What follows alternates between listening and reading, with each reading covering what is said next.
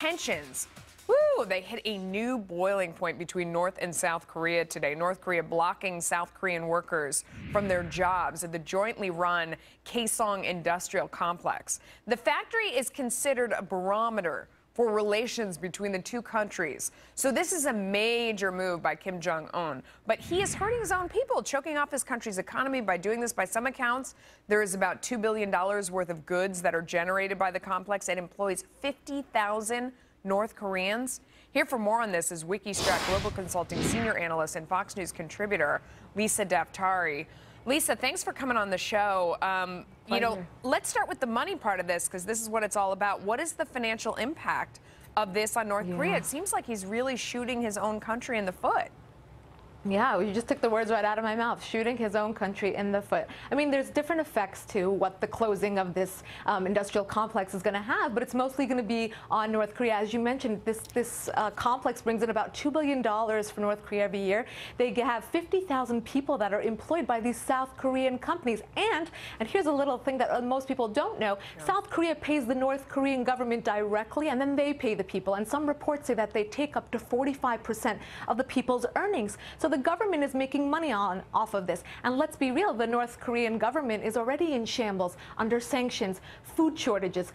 2/3 of the 24 million people living in North Korea are experiencing food shortages. So if you're already in this situation, why would you put yourself in a situation where... What's the answer to that, though, Lisa? What is the answer? I mean, is he trying to make a statement? Is he trying to be more hostile? I mean, why would he do it given the economic price? I mean, right, so he's absolutely trying to make a statement. This has a symbolic statement. As you said, this is like the last cooperation between these two countries. He's trying to make a global statement and saying, look, my actions are just as harsh as my words are. I'm trying to establish myself.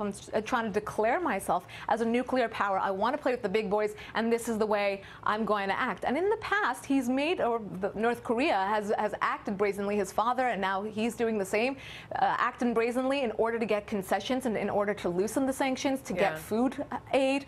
But it's not going to work if this is the way you're behaving towards South Korea that has helped them in the past, and towards, the U.S. and then the global watching this situation, it feels like it's really beginning to boil. Every day we have a new story of the next thing that he has done. What do you think is coming in the future, and what does it mean for the economies of the region?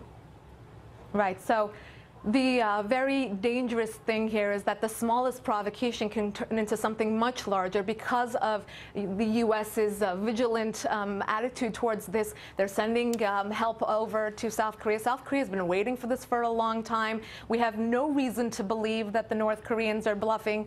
And in terms of the economy, it's affecting. We can talk about it, from smaller to larger, the broader perspective. It's going to affect North Korea, the people of North Korea. It's going to affect their economy, obviously. It's going to affect South Korea, and they have to pull out these companies and their economy. It's going to affect China. They're obviously looking out for their best interests. I mean, they, from the U.S. perspective, deserve a slap on the wrist here, because they've been watering down the sanctions. They've been signatory to the UN sanctions against North Korea. They've been going around that. They've been trading with the North Koreans, and they're going to create new opportunities for themselves in order to, should there be war, they're going to fill in that, the gap or what's missing. Absolutely. The shortages. And if you look at the whole region, especially including China, it is a major economic driver of the world at a time when we need all we can get to have this global recovery sort of happen to prop up the whole world. Thanks for coming on the show, Lisa. We really appreciate it. This is something to watch. My pleasure.